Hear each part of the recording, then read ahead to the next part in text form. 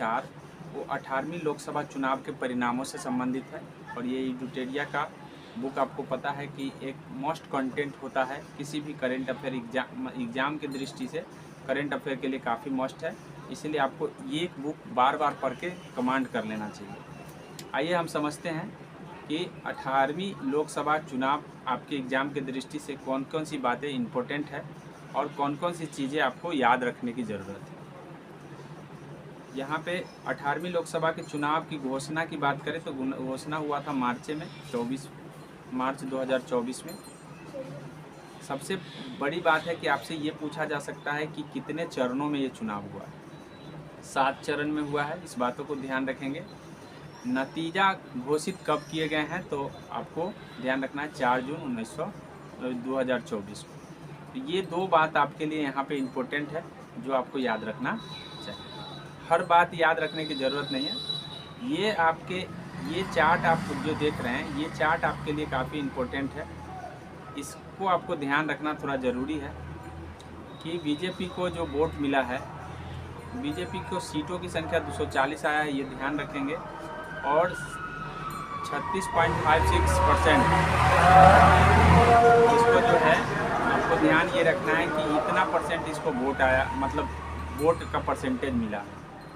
वही Indian national Congress की बात करें तो टोटल 99 सीट प्राप्त किया है और 21.19% इसको वोट प्राप्त हुए हैं।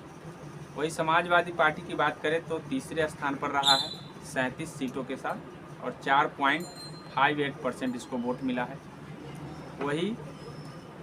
वही आपको अगर हम AITC कहेंगे, ऑल इंडिया तृणमूल कांग्रेस इसको कहते हैं, जो ममता दीदी का है, उनको आया है 29 सीट। और ये जो है ना, इनको जो वोट पड़ा है वो 4.37% वोट मिले हैं। वही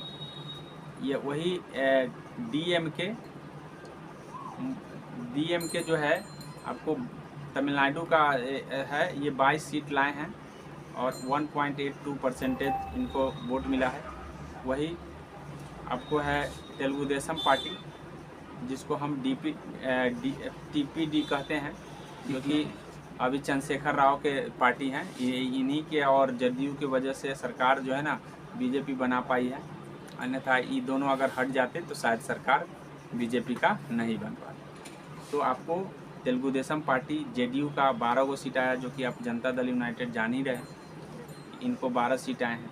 तो ये सारी चीज़ें हैं जो आपको ध्यान रखने की ज़रूरत है कि ये पूछा जा सकता है कि 2024 का लोकसभा चुनाव हुआ है उसमें किस पार्टी को सबसे अधिक वोट मिला है, या किस पार्टी जो तेलुगु देशम पार्टी है उनको कितना मिला है, जदयू पार्टी है उनको कितना मिला है। ऐसे करके आपको सीट याद रखने हैं। अब थोड़ा कुछ इम्पोर्टेंट फैक्ट हैं जो आपको ध्यान रखना है। कुल मतदान अगर पूछेगा कि कुल कितना परसेंटेज मतदान हुआ है, मतलब कितने मतदाता वोट किए हैं, तो परसेंटेज में 100 में 65 या 66 के 66% के लगभग, या 65.79% जो है ना डाक मतपत्र शामिल। इसमें जो है ना डाक वाला छोड़ करके खाली मतदाता जो दिए हैं बैलेट पेपर वोटिंग मशीन से, उसको लेकर के 65.79% वोट पड़ा है। तो ये डेटा आपके लिए मोस्ट इम्पोर्टेंट है कि कितना परसेंट टोटल हुआ है। लक्षद्वीप की बात करें तो सबसे ज़्यादा वोटिंग लक्षद्वीप में हुआ है, 84%, सबसे ज़्यादा हुआ है, मामूली बात नहीं। अगर एवरेज देखा जाए तो 65 है, लेकिन लक्षद्वीप में कितना पड़ गया है, 84%। मतलब 100 में 16 ही लोग नहीं गिराए हैं, नहीं तो 84 लोग वोटिंग किए, जो कि बहुत बड़ा वोट है। उसके बाद दूसरे नंबर पर असम आता है। तो लक्षद्वीप और असम को आपको याद रखना जरूरी है। सबसे कम मतदान बिहार। दूसरे स्थान पर जम्मू कश्मीर है। तो जम्मू कश्मीर में तो समझ सकते हैं कि जम्मू कश्मीर में हम हमेशा विवाद चलता रहता है, इसके कारण कम है, लेकिन फिर भी दूसरे रैंक पर है। पहले रैंक अगर नीचे से पहला रैंक का है तो बिहार का है और दूसरा जम्मू कश्मीर। आशा करते हैं इस बात को समझ गए होंगे और ये याद रखेंगे, जम्मू कश्मीर और बिहार। चुने गए संसद की औसत आयु की बात करें तो लगभग 50 प्लस से वाले लोग आए हैं, लगभग की बात करें, लेकिन कुछ लोग 50 से बहुत उम्र दराज भी आ गए हैं, तो कुछ बहुत कम वाले भी आ गए हैं। तो सबसे उम्र दराज का नाम याद रख लीजिएगा, DMK एक पार्टी से आए हैं, TR बालू, KTR बालू, ठीक है, बालू को याद रख लीजिएगा कि सबसे उम्र दराज संसद बने हैं बालू, ठीक है। 83 वर्ष के हैं ये, ठीक है। कुल 74 महिला का आप याद रखिएगा संख्या, महिला कुल 74 को हैं जो सांसद बनी। हालांकि अब तो आरक्षण 1/3 मिल गया है, तो हो सकता है कि 1/3 मिल गया है तो अब अगली बार से ज़्यादा बने, लेकिन इस बार भी महिलाएं, पिछले बार 77 नहीं 78, ठीक है, 4 कम ही गया। समझ सकते हैं बात को, स्थिति गंभीर है महिला का, इसीलिए महिला को पढ़ा लिखा होना बहुत ज़रूरी है। आगे समझ, आइए समझते हैं। 2019 के लोकसभा में जीते गए 216 सांसद मौजूदा संसद में भी चुने गए हैं, अर्थात पहिलका जो संसद था 216 पहल के ही रह गए हैं, नया है। तो आपसे पूछा जा सकता है 18वीं लोकसभा में 46% सांसदों पर आपराधिक मामले दर्ज है। ध्यान रखेंगे कि आपराधिक मामले कितने परसेंट पर है, 46% पर है। 7 निर्दलीय सांसद बने हैं, जिसमें से नहीं, यहाँ 24 गो आपको पूरे सांसद में 24 गो मुस्लिम सांसद बना है और 3 गो बौद्ध सांसद बने हैं। इसका ठीक है, 7 निर्दलीय का मतलब होता है जो बिना कोई दल के जीते, ठीक है, किसी भी दल में से नहीं थे फिर भी, जैसे में एगो पप्पू यादव भी उसमें है, पप्पू यादव भी बने हैं ना, तो इस तरह से आपको ध्यान रखना है। अच्छा, ये सब बातें आपको काम की नहीं है और सब, ठीक है, लेकिन एक भाजपा प्रत्याशी को याद कर लेंगे, शंकर लालवानी को। ये सबसे ज़्यादा वोट से जीते हैं, 12 लाख प्लस से, ठीक है, सबसे ज़्यादा वोट इन्हीं को मिला है जीतने में। हराए किसको हैं, हराए संजय सोलंकी को हराए। अगर इंदौर लोकसभा में है तो 2 लाख सबसे ज़्यादा वोट नोटा पर वोट पड़ा है। पूछा जा सकता है कि किस लोकसभा क्षेत्र में मतलब सबसे ज़्यादा नोटा पर वोट हुए हैं, तो वोटिंग इंदौर। 19 में गोपालगंज बिहार में नोटा को सर्वाधिक, अगर बिहार की बात करें तो गोपालगंज में सबसे ज़्यादा नोटा दबाया गया, ठीक है, 51,607। लोकसभा उम्मीदवार जो है ना, भाजपा उम्मीदवार है मुकेश दलाल। मुकेश दलाल को याद रखिएगा, इनके विरोध में कोई खड़े नहीं हुआ, समझ गया, आ गया। निर्विरोध का मतलब यही होता है कि इनके विरोध में कोई खड़ा नहीं हुआ, अकेले खड़ा हुआ जीत गया। ऐसा ही जीत होना चाहिए।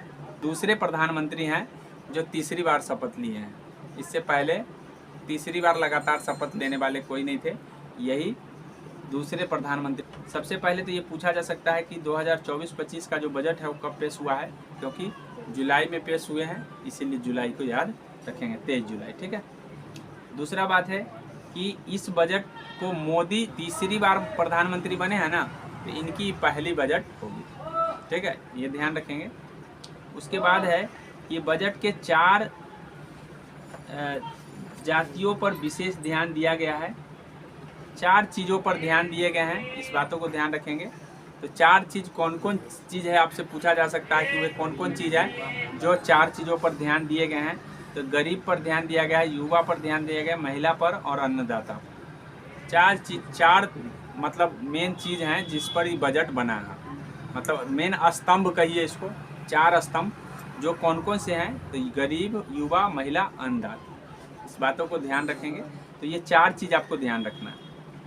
बजट की थीम की बात करें तो रोजगार, कौशल, MSME और मध्यम वर्ग है, मतलब इसके थीम भी आपके लिए इम्पोर्टेंट है, याद रखेंगे। बजट की बात करें तो कुल बजट यहाँ पे 48.21 लाख करोड़ है, जिसको हम यहाँ पे लिखा हुआ है, देख लीजिएगा, लेकिन आपको इतना ही याद रखना है, 48.21 लाख करोड़ का बजट हुआ है, जिसमें से बजट जो होता है इस कुल प्राप्ति में से 2 तरह की प्राप्ति होती है, एक राजस्व से प्राप्ति, एक पूंजीगत प्राप्ति। तो राजस्व से प्राप्ति है 31.29 कहिए, या कहिए 31-29-200 करोड़, 31-29-200 करोड़ याद रखेंगे डिजिट में तो याद रहेगा। और 16-91-312 करोड़ जो है ये आपको पूंजीगत है। तो ये सब बात आपको ध्यान रखना है, लेकिन ये बात जरूर ध्यान रखना है कि कुल बजट कितना है। कुल बजट आपके एग्जाम के दृष्टि से महत्वपूर्ण होगा। बाद बाकी इसको याद आप नहीं भी रख सकते हैं, ये याद वो रखकर बात करें तो खर्चा में आपको हो गया है 37,09,401 करोड़ रुपया खर्च हो गए हैं। और पूंजीगत खर्च की बात करें तो सब एक याद, इसको याद रखना बड़ी आसान है, ठीक है। आप ये चीज़ आपको ध्यान रखना है। चलिए इसको हम आगे बढ़ते हैं। आपसे वो नहीं पूछा जाएगा, लेकिन ये जरूर पूछा जाएगा कि राजकोषीय घाटा कितना % रहा है। तो 4.9% रहा है, जो कि 23-24 में 5.6% था, तो घटा है। राजकोषीय घाटा क्या होता है कि जैसे सरकार जब बजट बना रही है तो सरकार को खर्चा बहुत हो गया, मतलब 500 रुपया खर्चा हो गया। सपोज बजट 500 का करेगा, खर्चा कितना करेगा 500, लेकिन सरकार की आमदनी कितना है 400, तो ये 100 कहाँ से लाएगा, तो राजकोषीय घाटे से लाएगा। मतलब इसको हम राजकोषीय घाटा कहें, फिस्कल डिफिसिट कहेंगे, क्योंकि सरकार का तो आमदनी 400 है, लेकिन खर्चा कहा कि सरकार कहा कि हम बजट में 500 खर्चा करेंगे। बजट में उन्होंने दिखा दिया 500 का खर्चा है मेरा, तो ऐसे परिस्थिति में 100 कहीं से न कहीं से लेना पड़ेगा। इसको हम फिस्कल डिफिसिट कहेंगे। आशा करते हैं इस बात को समझ में आ गया होगा। तो कितना पर बजट का, उसका भी एक लिमिट होता है कि बजट का इतना %, बजट का उतना %। तो पिछले बार बजट का 5.6% था, वही इस बार आपका 4.9% जो है ना 2025 में रखने का लक्ष्य है। मतलब सरकार ने लक्ष्य लिया है, नहीं सरकार लक्ष्य नहीं, इतना अनुमान लगाया है, और लक्ष्य तो ये 4.5 करने का, मतलब 25-26 में उन्होंने कहा है कि 25 से 26 वाला जो आएगा उसमें हम 4.5 कर देंगे, मतलब धीरे धीरे घटा देंगे। मतलब जो फालतू का जो हम ले रहे हैं उधार, उसको धीरे धीरे क्या कर देंगे, कम कर देंगे, ठीक है। इसका भी एक लिमिटेशन होता है कि जितना बजट है उसके अकॉर्डिंग लिया जाता है। अगर बजट इतना है तो ज़्यादा से ज़्यादा 4%, सीधे पढ़िएगा याद नहीं होगा, समझ के पढ़िएगा याद होगा, ठीक है। वही एक राजस्व घाटा होता है। राजस्व घाटा में 2.6% से घटा करके 1.8 कर दिया गया है। तो पिछले साल की बात करें, मतलब 23-24 की, तो उस समय 2.6 था, वही 1.8 इस बार अनुमान लगाया कि 1.8 रहेगा।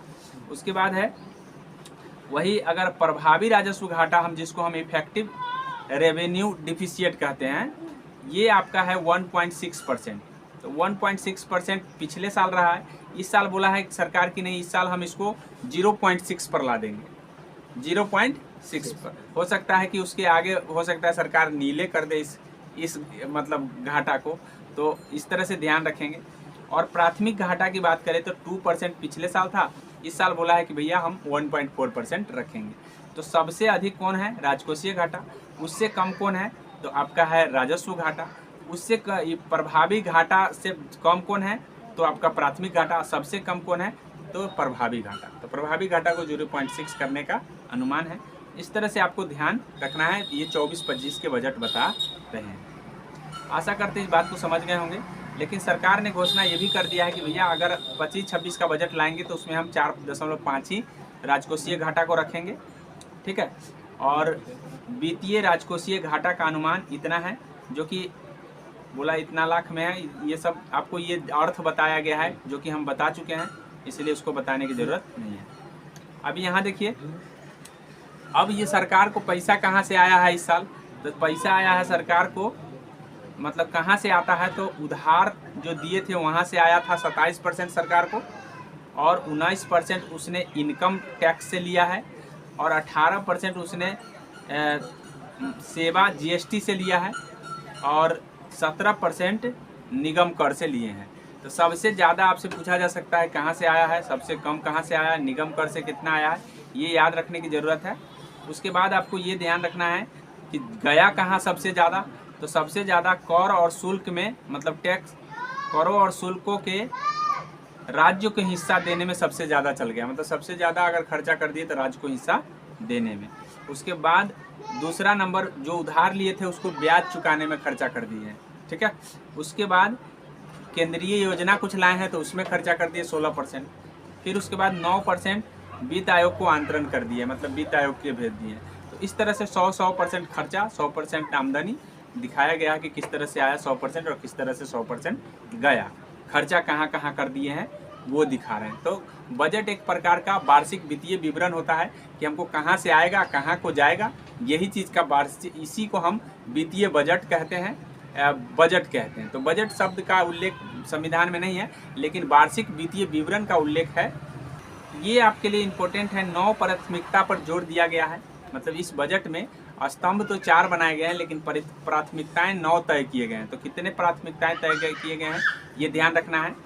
अगर उससे डीपली अगर पूछेगा तो 9 प्राथमिकता को आपको ध्यान रखना है कि कृषि उत्पादक और लचीलापन, रोजगार कौशल की बात किया गया है, समावेशी मानव संसाधन विकास, सामाजिक न्याय की बात किया गया है, विनिर्माण और सेवा की बात किए गए हैं, शहर के विकास की बात किए गए हैं, ऊर्जा संरक्षण की बात किए गए हैं, अवसंरचना की बात किए गए हैं, नवाचार अनुसंधान और विकास की बात किया गया है, और नई पीढ़ी के सुधार की बात किए गए हैं। इस तरह से कुल 9 बातें किए गए हैं। 9 के अलावा अगर कोई दखिलापन में वो क्या करेंगे, तो उसके लिए 32 कृषि पर ध्यान देंगे और 109 बागवानी फसल पर ध्यान देंगे, ये ध्यान रखना है।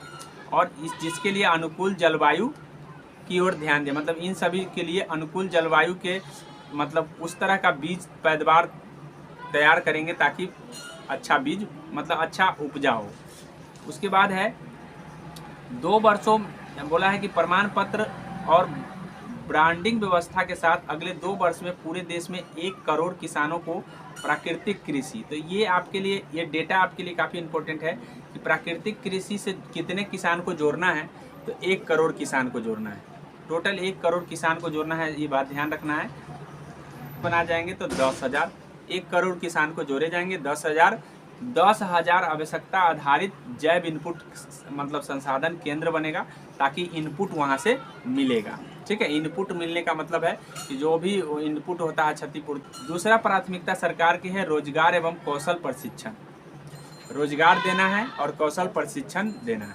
तो इस रोजगार के लिए सरकार क्या करेगी, इस बार सरकार प्रधानमंत्री पैकेज भाग के रूप में रोजगार संबद्ध प्रोत्साहन के लिए 3 योजना लागू करेगी। कितने, रोजगार को सही बनाने के लिए सरकार 3 योजना लागू करेगी। आइए समझते हैं 3 योजना क्या है सरकार की। तो सरकार की 3 योजना में पहली योजना है क, योजना नंबर क है पहली बार रोजगार पाने वाली योजना है। ये पहली बार रोजगार पाने वाली योजना दिया गया है। इसमें कहा गया है कि ईपीएफओ में पंजीकृत पहली बार रोजगार पाने वाले कर्मचारी को 15,000 रुपये तक का 1 महीने का वेतन 3 किस्तों में दिया जाएगा। अर्थात कहने का मतलब है कि जैसे कोई रोजगार अगर प्राप्त करता है तो पहला माह का वेतन सरकार पेड करेगी। मतलब जैसे आप किसी को रोजगार पर रख लिए और आप उसका ईपीएफओ में जोड़ दिए कि हाँ ईपीएफओ हम कटाएंगे, तो पहला माह का वेतन 3 किस्त में सरकार जमा करेगी। मतलब सरकार का काम है, सरकार के नौकर नहीं है, वो किसी नियोक्ता का नौकर है, फिर भी पैसा कौन देगा, सरकार देगा। इस बात को ध्यान रखेंगे। ये काहे ऐसा किया गया है, इसलिए ऐसा किया गया है कि बहुत सारे लोग ऐसे हैं जो कर्मचारी तो रख ले रहे हैं लेकिन उसका पीएफ नहीं कटा रहे हैं, इसलिए क्योंकि उनको परमानेंट रखना पड़ जाएगा। तो ऐसे परिस्थिति में सरकार कहा है कि ऐसा कीजिए ना कि अगर आप पंजीकृत करते हैं तो मैं आपको 15,000 रुपया उनको मैं अपना तरफ से वेतन दूंगा। ठीक है, और जिनका वेतन प्रति माह 1 लाख रुपये से कम होगा उसी को मिलेगा ये। प्रति वर्ष 1 करोड़ लाभान्वित होंगे लोग। कितने लोग को लाभान्वित होने की संभावना, 1 करोड़। योजना की अवधि 2 वर्ष होगी, 2 वर्ष तक ये योजना चलेगी। आइए समझते हैं और भी चीज़ें रोजगार के लिए किए गए हैं। कर्मचारी और नियोक्ता दोनों को सीधे विनिर्दिष्ट स्केल पर नौकरी के पहले 4 सालों में दोनों के ईपीएफओ में उनके अंशदान के संबंध में प्रोत्साहन दिया जाएगा। अर्थात कहने का मतलब है कि होगा कि जैसे कर्मचारी के लिए तो सरकार देती है, लेकिन जो नियोक्ता होता है, जैसे कहने का मतलब है कि आप किसी को 15,000 पर रख रहे हैं, तो 15,000 पर रख रहे हैं तो आपको 15,000 में से इसमें से आप 1,000 काट लीजिए। क्यों, ईपीएफओ में जमा करने के लिए। तो जब 1,000 आपने काट लिया तो 1,000 आप अपना जमा कीजिए, 2,000 ईपीएफओ में जमा कीजिए, वही रिटायरमेंट मिलता है। तो 2,000 जमा कीजिए, तो यहाँ से तो कर्मचारी से तो 1000 काट लेंगे, लेकिन जो नियोक्ता जिन्होंने 15,000 में रखा है सर्विस पर, वे 15,000 से ज़्यादा देना ही नहीं चाहते हैं। वो चाहते हैं कि हमको 15,000 वाला ही मिल जाए, क्यों हम 16,000 खर्चा करेंगे कर्मचारी पर। तो ऐसी परिस्थिति में सरकार 1,000 देगी, बोला कि सरकार देगी 1,000 और तब जा करके ये 16,000 इसको पूरेगा। और इस तरह से सरकार जो है ना कुछ वर्षों तक देगी, उसके बाद नियोक्ता खुद देने लगेंगे। तो ऐसे रोजगार को बढ़ाने के लिए ऐसा किया गया। आगे समझ में, तो इस तरह से आशा करते हैं ये बात समझ में आ गया होगा। तो योजना गौ में नियोक्ता मदद क्या किया जाएगा, सरकार नियोक्ता को उसके EPFO में योगदान के लिए 2 साल तक हर अतिरिक्त कर्मचारी 3,000 रुपये के प्रत्येक महीना भुगतान करेगा। मतलब सरकार जो है ना प्रत्येक जितने ज़्यादा कर्मचारी, अगर मान लीजिए कि कर्मचारी अगर आप 4 कर्मचारी इस साल है, अगर 1 कर्मचारी आपने बढ़ा लिया तो 1 कर्मचारी पर 3,000 सरकार देगी, ऐसा बोला है। 1 कर्मचारी पर 3,000 देगी EPFO में जमा करने के लिए। इसीलिए आप EPFO युक्त कर्मचारी रखिए, ताकि उसको भी लगे कि नहीं हमको भी आगे भविष्य बन गया। ठीक है, तो इस तरह से ये जो है ना उन नियोक्ताओं के लिए किए हैं जो प्राइवेट कंपनी है, उनके लिए किया गया है, ताकि कंपनी जो है ना, कंपनी का बोझ कम हो। कंपनी का जब बोझ कम होगा तो लोग जो भी परमानेंट मतलब रखेंगे, परमानेंट जॉब देंगे और परमानेंट लोगों को रखेंगे, इसलिए ऐसा किया गया। तो आशा करते हैं इस बात को समझ में आ गया होगा। कार्यबल तो ये सब चीज़ आपके लिए इम्पोर्टेंट नहीं है। आपको ये बात ध्यान रखना है कि जो ये 15,000 किस्त देगी, मैं एक बार अब जो कितने किस्तों में दिए जाएंगे, तो 3 किस्तों में दिए जाएंगे। सरकार जो है, सरकार को ये लाभान्वित कौन होंगे, जिनका वेतन 1 लाख से कम होगा। कितने लोगों तक लाभान्वित हो सकते हैं, तो 1 करोड़ लोगों तक को लाभ पहुंचाने का अनुमान है, ऐसा बोला गया है। उसके बाद है कि आपको ये बोला है कि भाई सरकार नियोक्ता को कितना हज़ार अतिरिक्त, 1 अतिरिक्त कर्मचारी पर कितने हज़ार देगी, तो 1 पर 3,000 देगी, 2 पर 6,000 देगी। इस तरह से सरकार देने की ठान लिया है, इस बातों को ध्यान रखें। कार्यबल में महिलाओं की भागीदारी बढ़ाने की बात की गई है कि कार्यबल में महिला को भागीदारी बढ़ाएंगे। कौशल विकास, मतलब कौशल विकास के लिए उन्होंने 5 वर्षों की अवधि में 20 लाख युवा को कौशल बनाने की बात किए हैं। तो ये ध्यान रखेंगे कि कितने युवाओं को कौशल युक्त बनाया जाएगा 5 वर्ष में, तो 20 लाख। हब और स्पोक व्यवस्था तहत ये सब आपके लिए ज़रूरी नहीं है। 7.5 लाख रुपये तक के ऋण की सुविधा उपलब्ध कराने की बात किया गया कि अगर कोई युवा कौशल युक्त हैं तो उनको हम 7.5 लाख तक का लोन प्रोवाइड करवाएंगे। ये सरकार की मंशा है, ताकि लोगों को रोजगार मिल जाए। बहुत सारे युवा हैं जिनके पास पैसे नहीं है, तो वो रोजगार नहीं कर पाते हैं। तो ऐसे परिस्थिति में उनको 7.5 लाख तक की लोन देने की बात कौशल युक्त युवा को देने की तरह से ध्यान रखें। घरेलू संस्थाओं में उच्च शिक्षा के लिए 10 लाख रुपये, जो उच्च शिक्षा प्राप्त करेंगे उसको 10 लाख का ऋण देंगे। मतलब अगर हाई क्वालिफिकेशन अगर प्राप्त करना है तो सरकार 10 लाख तक का ऋण देगी। यह ऋण राशि 3% वार्षिक सब्सिडी के साथ हर साल 1 लाख रुपये को दी जाएगी। मतलब हर साल 1 लाख रुपया मिलेगा। इस बातों को देने, जिसमें से 3% जमा नहीं करना है, बाद बाकी जमा करना है।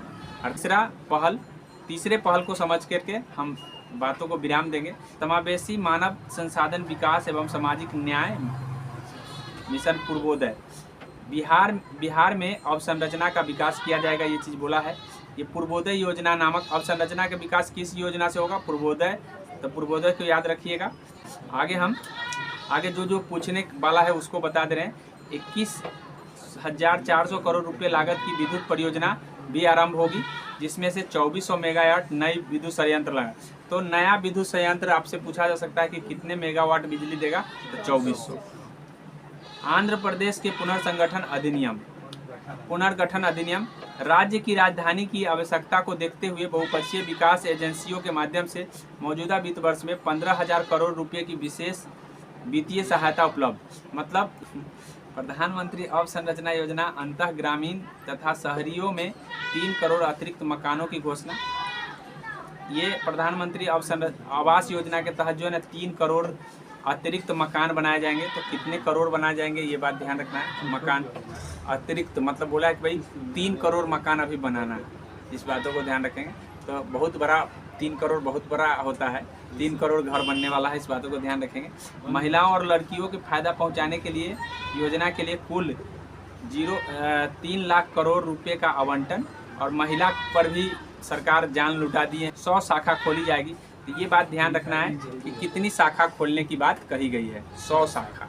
ठीक है, कहाँ पे? पूर्वोत्तर भारत। ये किसकी शाखा खुलेगी? तो इंडिया पोस्ट पेमेंट बैंक। आपको ये बात ध्यान, ज़्यादातर आप देखते होंगे कि ये बैंक में आपको 100 करोड़ तक की गारंटी दिया गया है। 100 करोड़ आप ध्यान रखेंगे कि विनिर्माण में कितने तक की गारंटी है, तो 100 करोड़ तक की गारंटी दिया गया है। एमएसएमई को उनके संकट अवधि के दौरान बैंक ऋण जारी रखने की सुविधा के लिए एक नई व्यवस्था की घोषणा किया गया है। कहने का मतलब है कि छोट मोट कोई उद्योग चला रहा है और उसको पैसा का संकट आ गया, तो उस समय बैंक को बोला है कि भाई आप ऋण जारी रखेंगे, ऋण देने से मना नहीं करेंगे, ताकि उनकी धंधा चौपट न हो। ऐसी व्यवस्था की बात किया गया है। मुद्रा लोन दिया जाएगा, जिसके तहत मुद्रा लोन होता है, इसमें 20 लाख कर दिया गया है, 10 लाख से बढ़ाकर 20 लाख। कोई अगर फैक्ट्री खोला हुआ है एमएसएमई के तहत, तो उसको 20 लाख नहीं, अब 10 लाख नहीं 20 लाख दिए जाएंगे।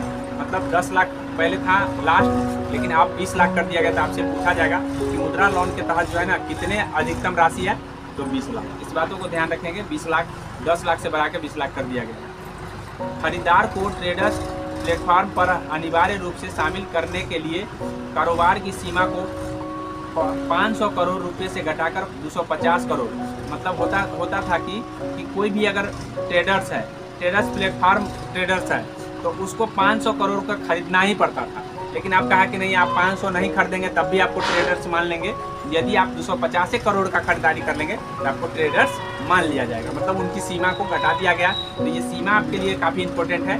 और ये उससे पहले हम आपको क्या बताए हैं, 10 लाख से 20 लाख बनाया है, वो आपके लिए काफ़ी इंपॉर्टेंट है, आपको याद रखना पड़ेगा वो बात। आगे है, एमएसएमई क्षेत्र में 50 मल्टी प्रोडक्ट फूड इरिडेशन इकाइयाँ स्थापित किए जाएंगे। तो आपके लिए इंपॉर्टेंट उतनी नहीं है, लेकिन ये ध्यान रखिएगा कि ये इरिडेशन इकाइयाँ आपसे 50 पूछा जा सकता है। NABL मान्यता वाली 100 खाद्य गुणवत्ता और परीक्षण प्रयोगशालाएं स्थापित होंगे। तो कितने परीक्षण प्रयोगशाला बनेंगे? 100। ये बात ध्यान रखना है। तो ऐसे टिक लगा के आप पढ़ सकते हैं। अगर यहाँ में 5 वर्षों में 1 करोड़ युवाओं को इंटर्नशिप के अवसर प्रदान करने, तो कितने करोड़ युवा को इंटर्नशिप प्रदान करने की बात किया गया है? तो 1 करोड़ आपको ध्यान रखना है। इस योजना के तहत 5000 रुपये प्रति माह का इंटर्नशिप भत्ता और एक मुफ्त 6000 रुपये की सहायता दी जाएगी। तो कितने भत्ता दिए जाएंगे? तो 5000। कितने सहायता दिए जाएंगे? तो 6000। इस बातों को भी आपको ध्यान रखना है। और कितने कंपनियां शामिल होंगे? तो 500 शीर्ष कंपनी शामिल होंगे। हालांकि उससे ज़्यादा आपका इंपॉर्टेंट है, 1 करोड़ युवा को इंटर्नशिप मिलेगा, जिसमें से 5000 रुपये प्रति माह भत्ता के रूप में और 6000 रुपये सहायता के रूप में। 100 शहरों या उससे आसपास अवसंरचना के साथ निवेश हेतु किए जाएंगे। तो ये बात ध्यान रखना है। अब है यहाँ पे देखिए, राष्ट्रीय औद्योगिक कॉरिडोर के अंतर्गत 12 औद्योगिक पार्कों की मंजूरी। तो ये सब आपसे नहीं पूछा जाएगा, आपको जो पूछा जाएगा वही सिर्फ बता रहे हैं। 30 लाख से अधिक जनसंख्या वाले 14 बड़े शहरों के लिए कार्यान्वयन और वित्तपोषण रणनीति के साथ आवागमन उन्मुखी विकास योजना की तैयारी है। तो आपको से ये भी अभी उतना इम्पोर्टेंट नहीं है। प्रधानमंत्री आवास योजना शहरी 2.0 के अंतर्गत 2.2 लाख करोड़ रुपए की केंद्रीय सहायता सहित 10 लाख करोड़ रुपए निवेश किए जाएंगे। तो आवास योजना, प्रधानमंत्री आवास योजना के तहत कितने करोड़ की मतलब निवेश किए जाएंगे? तो 10 लाख करोड़ निवेश किए जाएंगे अगले 5 वर्षों में। इस बातों को ध्यान रखना है। अगले 5 वर्षों में प्रत्येक वर्ष चुनिंदा शहर जो है 100 साप्ताहिक हाट बनाए जाएंगे, साप्ताहिक हाट बनाया जाएगा। तो ये सब उतनी बात आपके लिए ध्यान नहीं रखना है। आपको ऊर्जा संरक्षण की बात कर लेते हैं। तो 1 करोड़ घरों को प्रति माह 300 यूनिट तथा मुफ्त बिजली प्राप्त करने में सक्षम बनाने हेतु रूफटॉप सोलर प्लांट लगाने के लिए PM सूर्य घर मुफ्त बिजली योजना का शुभारंभ। मतलब एक योजना चालू होगा, किस लिए? कि सभी को कम से कम 300 यूनिट तक बिजली पहुंचाया जाए और फ्री में भी बिजली पहुंचाया जाएगी। उस योजना का नाम है PM सूर्य घर मुफ्त योजना। ठीक है, तो एक कितने घरों तक पहुंचाने का लक्ष्य है? 1 करोड़ घर तक। इस बातों को ध्यान रखेंगे। PM सूर्य घर मुफ्त क्या अंतरिम, कोई बात नहीं है, इसको खत्म कर देते हैं। अब थोड़ा थोड़ा बता रहे हैं। फिर बताएंगे, इससे अच्छा अगले चैप्टर की ओर चलेंगे। आगे देखिए, जो हर चीज़ तो पढ़ना नहीं है, इसमें जो इम्पोर्टेंट है हम बता दे रहे हैं, उनको ध्यान रखना है। विद्युत भंडारण के लिए आपको याद नहीं रखना है, ये आपको याद रखना है कि उन्नत अल्ट्रा सुपर क्रिटिकल प्रौद्योगिकी का प्रयोग 800 मेगावाट बनाने के लिए, तो ये उतना इम्पोर्टेंट नहीं है। हार्ड टू एबेट उद्योग को ऊर्जा दक्षता के लक्ष्य से उत्सर्जन लक्ष्य की ओर ले जाने के लिए रोड मैप तैयार किए जाएंगे। तो रोड मैप आपको ध्यान रखना है कि हार्ड टू एबेट उद्योग के लिए रोड मैप तैयार होगा, लेकिन रोड मैप में इन उद्योगों को वर्तमान के और परफॉर्म अचीव एंड ट्रेड पद्धति से इंडियन कार्बन मार्केट पद्धति में परिवर्तित करना है। मतलब किस ओर से किस ओर परिवर्तित करना है, ये ध्यान रखना है आपको। इंडियन कार्बन मार्केट की ओर बदल के लाना है। मतलब पहले था कि परफॉर्म अचीव एंड ट्रेड पद्धति, जिसको बदल देना है, अब लाना है इंडियन कार्बन मार्केट पद्धति में बदल देना है। तो इस बातों को ध्यान रखिएगा। ये उद्योग का पद्धति है, जो दोनों पद्धति को आपको ध्यान रखना है कि कौन पद्धति पहले था। अब संरचना की बात करें तो खर्चा आपको पहले ही अब संरचना पर बता दिए हुए हैं कि 7 को 1 याद कर लीजिए, ठीक है। टोटल खर्चा यहाँ पे होगा। और उसके बाद है कि 25,000 ग्रामीण बासबाटों के लिए 12 माही सड़क पार्क उपलब्ध कराने हेतु प्रधानमंत्री ग्राम सड़क योजना का चरण 4 आरंभ किया जाएगा। तो आपको ये ध्यान रखना है कि ये किसके लिए किए जाएंगे। तो जहाँ बांस का सड़क बनाया गया है उसके लिए ये सब योजना लाए गए हैं। तो उतना इम्पोर्टेंट आपके लिए नहीं है। कोसी मेची को ध्यान रखना है। कोसी मेची अंतर्राज्यीय लिंक और अन्य योजनाओं जैसी परियोजनाओं के लिए 11,500 करोड़ रुपये वित्तीय सहायता की बात किया गया है। तो कोसी मेची लिंक के लिए कितने सहायता की बात की गई है, ये ध्यान रखना है आपको। बाद बाकी पर्यटन के लिए आपको ध्यान रखना है, विष्णु मंदिर गलियारा, महाबोधि मंदिर गलियारा का व्यापक विकास किया जाएगा। मतलब पर्यटन के लिए किन किन गलियारा को विकास करने की बात किया गया है, विष्णु मंदिर और महाबोधि मंदिर, इतनी बात आपको ध्यान रखना है। और उसके बाद आपको ध्यान रखना है कि इसमें राजगीर में 20वें तीर्थकर मुनि सुब्रत का प्राचीन मंदिर, 7 गर्म जल धाराएं और नालंदा विश्वविद्यालय पुनर्स्थान के अलावा नालंदा को एक पर्यटक केंद्र के रूप में विकसित। तो ये ध्यान रखना है राजगीर में किसको विकसित करना है। तो ये एक है तीर्थकर, 20वें तीर्थकर है राजगीर में मुनि सुब्रत जैन धर्म के 20वें तीर्थकर थे। तो उनके मंदिर है वहाँ पे 7 गर्म जलधारा भी हैं। ये सब चीज़ों को पर्यटक के लिए मतलब अच्छा आकर्षक बनाने के लिए खर्चा किया जाएगा। तो आपके लिए यहाँ पे इम्पोर्टेंट है 20वें तीर्थकर मुनि सुब्रत। ये ध्यान रखेंगे कि 20वें तीर्थकर मुनि सुब्रत को एक पर्यटक केंद्र बनाने की जो सरकार की योजना है वो किस धर्म से संबंधित है, तो जैन धर्म से संबंधित है। इस बातों को ध्यान रखेंगे। ओडिशा के मंदिर स्मारक शिल्प वन्य जीव अभयारण्य, तो ये ध्यान रखेंगे वन्य जीव अभयारण्य उड़ीसा के प्राकृतिक भूदृश्य और प्राचीन समुद्री तट के विकास हेतु सहायता। तो उड़ीसा को भी मंदिर को मतलब पर्यटक केंद्र बनाने की बात किया गया है, लेकिन ये सबसे ज़्यादा पर्यटक केंद्र में आपको मुनि सुब्रत आपके इन एग्जाम की दृष्टि से महत्वपूर्ण है। आइए 8 नंबर को समझते हैं, नवाचार अनुसंधान एवं विकास। मतलब भारत मतलब बजट की जो पहल में 8वां जो पहल है नवाचार लाना और अनुसंधान लाना। तो 1 लाख करोड़ खर्चे करने की बात इस पर किया गया है अनुसंधान पर। 10 वर्षों में अंतरिक्ष अर्थव्यवस्था को 5 गुना बढ़ाने की बात किया गया है। बोला कि आने वाले 10 वर्ष में हम इस जितना खर्चा कर रहे हैं उसका 5 गुना खर्चा हम अंतरिक्ष अर्थव्यवस्था पर करेंगे।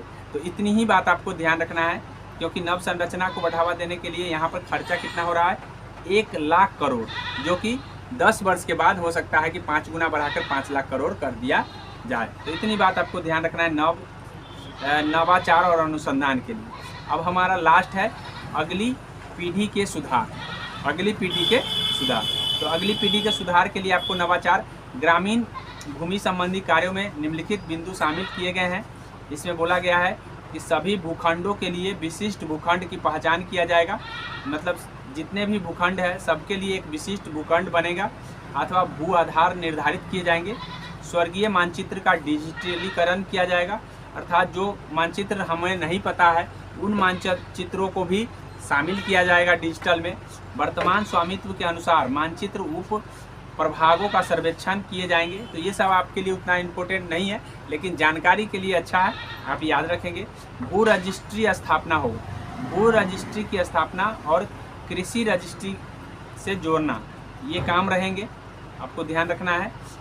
इसमें जो है आपको मेन चीज़ क्या याद रखना है, इसमें याद ये रखना है कि श्रमिकों के वन स्टॉप समाधान के लिए ई श्रम पोर्टल को अन्य पोर्टलों से जोड़ा जाएगा। मतलब ई श्रम पोर्टल जो है ना श्रमिक के लिए है, जो कि अन्य पोर्टल से जोड़ दिए जाएंगे ताकि श्रमिक कभी भी मतलब स्टॉप ना हो, एक पोर्टल से दूसरे पोर्टल पर जाए। जैसे ई श्रम पोर्टल पर रोजगार मिलता है, तो ऐसे दूसरे पोर्टल से जुड़ा रहेगा तो श्रमिक एक पोर्टल पर रोजगार नहीं होगा तो दूसरे पोर्टल से रोजगार अपना प्राप्त कर सकते हैं, तो इसलिए जोड़ने का है। उसके बाद है एनपीएस वात्सल्य।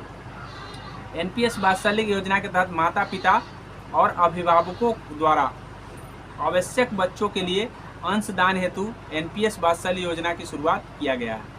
तो ये एनपीएस वात्सल्य योजना एक है जिसमें जो अभिभावक अपने बच्चे के लिए नहीं जमा कर पाते हैं कुछ, उनके लिए सरकार अंशदान करेगी, ऐसा बोला गया है। व्यवसाय करने की आसानी को बढ़ावा देने के लिए जन विश्वास विधेयक 2.0 जल्द ही लाया जाएगा। तो आपको ये ध्यान रखना है कि व्यवसाय को बढ़ाने के लिए सरकार कौन सा योजना लाने वाला है, तो जन विश्वास विधेयक 2.0, मतलब ये एक बिल है जो लोगों को आसानी से व्यवसाय को बढ़ा सकेंगे। तो आशा करते हैं कि इस बातों को आप समझ गए होंगे। हम अगले दिन बजट भाषण खंड बी बताएंगे, खंड ए हमने बता दिया है, और इसको एक दो बार आप देखेंगे तो थोड़ा बहुत नॉलेज ज़रूर हो जाएगा, जिससे कि आपको एग्ज़ाम जिस समय आएगा उस समय रिवाइज करने में आपको दिक्कत नहीं है। चलिए, तो हम यहीं पर बंद कर रहे हैं, अगले दिन फिर अगले बजट भाषण के साथ मिलेंगे।